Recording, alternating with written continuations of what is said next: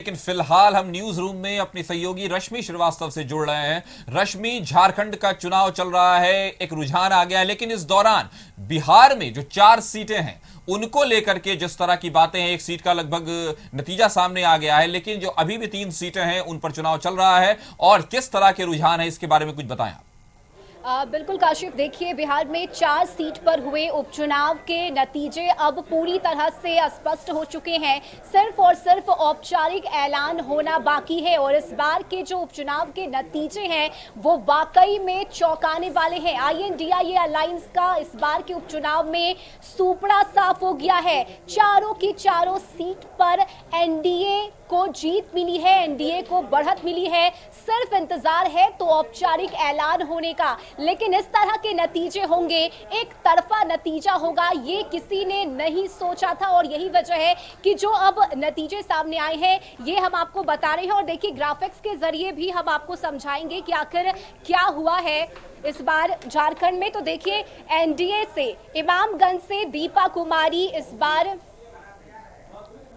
जीत चुकी है और उनके खिलाफ में RJD से रोशन कुमार थे। वहीं बेलागंज की अगर हम बात करें तो मनोरमा देवी जो कि JDU से प्रत्याशी थी, उन्हें जीत मिली है और RJD की तरफ से विश्वनाथ सिंह चुनावी मैदान में थे। रामगढ़ की सीट देखिए, यहां से BJP के अशोक सिंह को जीत मिली है और RJD की तरफ से अजीत सिंह चुनावी मैदान में थे और इन दोनों के बीच कांटे का मुकाबला कहा जा रहा था, लेकिन एक तरफा नतीजा आया है, एक तरफा बहुमत मिला है NDA को। तरारी से विशाल प्रशांत जो कि BJP के उम्मीदवार हैं, उन्हें बहुमत मिली है। और देखिए ये ग्राफिक्स के जरिए हम आपको बता रहे हैं, दीपा मांझी जो कि हम की उम्मीदवार थी, इसके अलावा रामगढ़ में BJP से अशोक सिंह। तो ये एक तरफा नतीजा है और ये वाकई में चौंकाने वाला है। पार्टी नेताओं की प्रतिक्रिया भी आनी शुरू हो गई है, उनका क्या कहना है ये भी हम आपको सुनाते हैं।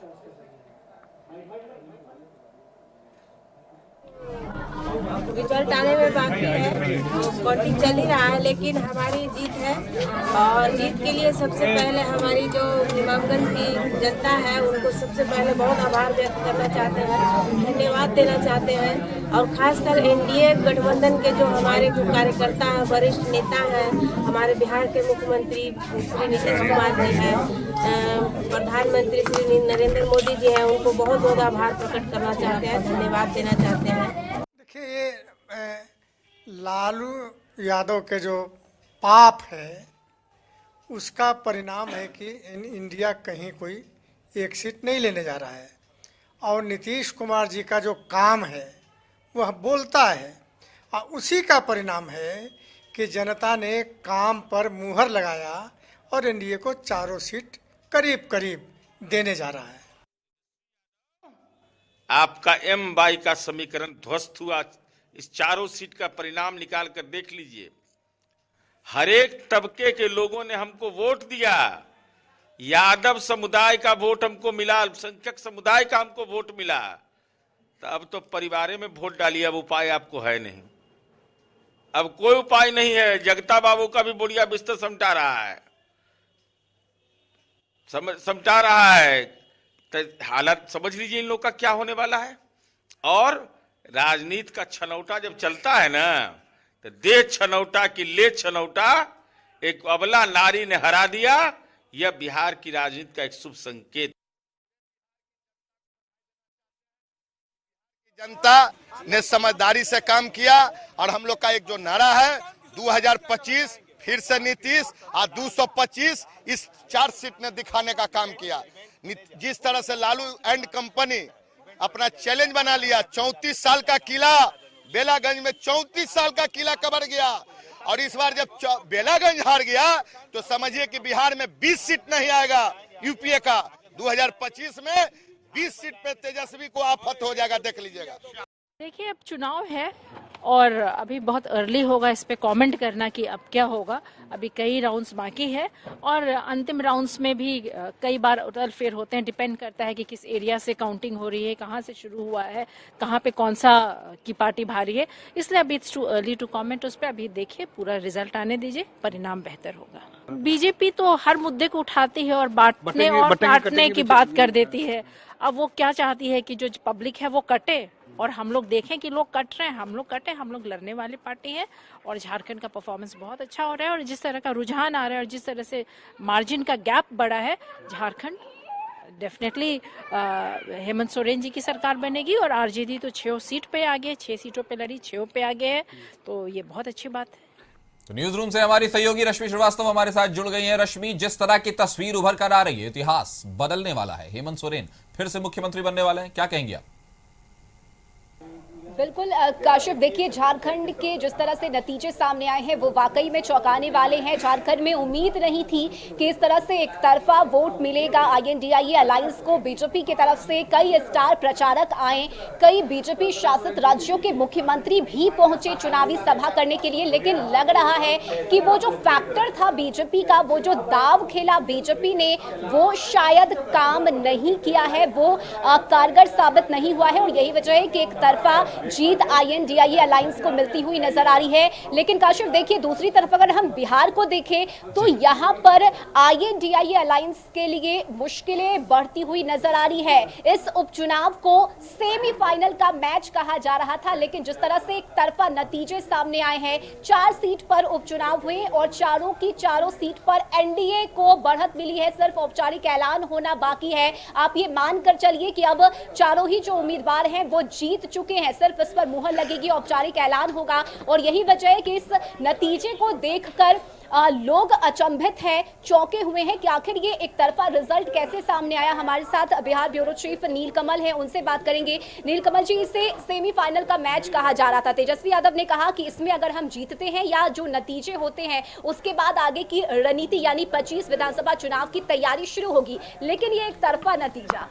बिल्कुल, देखिए आरजेडी को खासकर अगर महागठबंधन की बात कहें तो उन्हें बहुत उम्मीद थी कि इस उपचुनाव में जो सत्ता का सेमीफाइनल माना जा रहा था 2025 का, उसमें कम से कम अपनी सीटें को वो बचा लेंगे, क्योंकि 3 सीट पर आरजेडी के कैंडिडेट जो सीट खाली हुई थी उनका कब्जा था और 1 सीट पर भाकपा माले का कब्जा था। तो इस लिहाज से देखिए तो चारों सीट पर महागठबंधन के लोग जो है वो जीत हासिल कर चुके थे, लेकिन इस बार स्थिति एकदम बिल्कुल पलट गई और जो खुद ये लोग सत्ता का सेमीफाइनल मानकर चल रहे थे, तो सत्ता के सेमीफाइनल में उनकी हार हुई है। हालांकि जीत का ऐलान बाकी है, औपचारिक ऐलान बाकी है, लेकिन ये तय हो चुका है कि चारों सीट पर NDA के प्रत्याशी ने जीत हासिल कर ली है। और ये इस बात की भी पुष्टि है कि अब NDA के तमाम घटक दल के जो नेता हैं, बड़े नेता हैं, वो मुख्यमंत्री आवास जाने वाले हैं 2:45 यानी कि 2:45 बजे आज दोपहर में, और वो जीत की बधाई देंगे। और बेलागंज की आपको बता दें रश्मि कि बेलागंज में खुद लालू प्रसाद यादव भी गए थे चुनाव प्रचार में, और सुरेंद्र यादव का गढ़ इतना मजबूत था कि उसे 8 बार वहां पे लगातार वो जीत हासिल किए थे, लेकिन इस बार उनका गढ़ हिल चुका है। जबकि लालू प्रसाद यादव ने खुद भी चुनाव प्रचार वहां गए थे और ओसामा साहबुद्दीन के जो बेटे हैं ओसामा भी वहां पर गए थे चुनाव प्रचार में, लेकिन वो अपना गढ़ बचाने में कामयाब नहीं रहे। यानी ये सत्ता का अगर सेमीफाइनल है तो फाइनल कैसा होगा इसका अंदाजा लगाना मुश्किल नहीं है रश्मि। बिल्कुल, और यही वजह है कि अब जीत की बधाई दी जाएगी। और जो आपने बताया, ये बड़ी खबर हम अपने दर्शकों को बता रहे हैं, जो अब से थोड़ी ही देर के बाद तमाम जो NDA के नेता है वो मुख्यमंत्री आवास पहुंचेंगे, नीतीश कुमार से मुलाकात करेंगे और जाहिर सी बात है कि जश्न मनाया जाएगा। लेकिन इस उपचुनाव को अगर हम देखें नीलकमल जी, तो कहीं ना कहीं वो PK फैक्टर काम किया है। प्रशांत किशोर ने अपनी किस्मत आजमाई इस 4 सीट पर, उन्होंने अपने कैंडिडेट को लेकर जो दाव खेला वो आरजेडी के लिए नेगेटिव इम्पैक्ट डाला है। जो वोटों का नुकसान हुआ है वो प्रशांत किशोर के आने से आरजेडी को झटका लगाया, क्योंकि MY समीकरण को भी एक बड़े दाव के तौर पर आरजेडी ने खेला था, लेकिन वहां पर भी नुकसान मिला है। देखिए रश्मि, एक चीज समझिए कि MY समीकरण बिल्कुल इंटैक्ट है, तो जब इंटैक्ट होता है MY समीकरण तो दूसरे तरफ भी पोलराइजेशन होता है।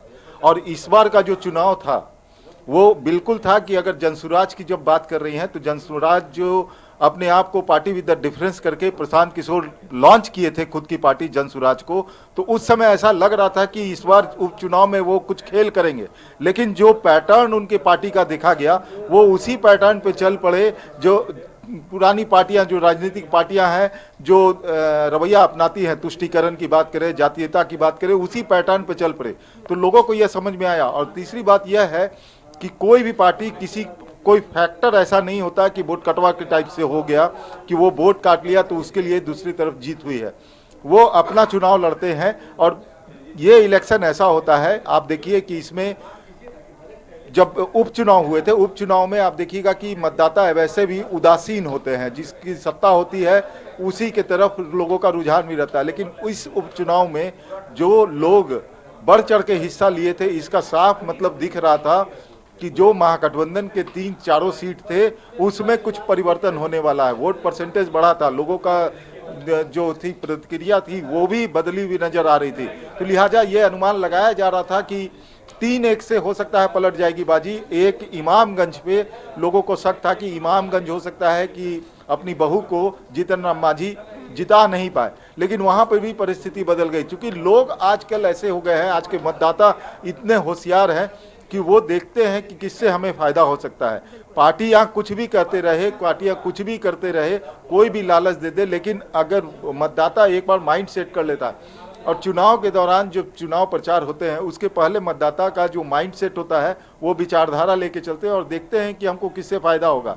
आप देखिए कि जीतन बात कही है। और तेजस्वी यादव की अगर मैं बात करूं तो वो लगातार बिहार यात्रा पर थे, अलग अलग जिलों में जाकर जनता के बीच जाकर उनके साथ उठना बैठना, उनसे बातचीत करना, उनकी परेशानियों को सुनना, लेकिन अब वो भी काम नहीं आया आरजेडी के लिए। बिल्कुल, देखिए वो MY समीकरण पर इंटैक्ट रह गए।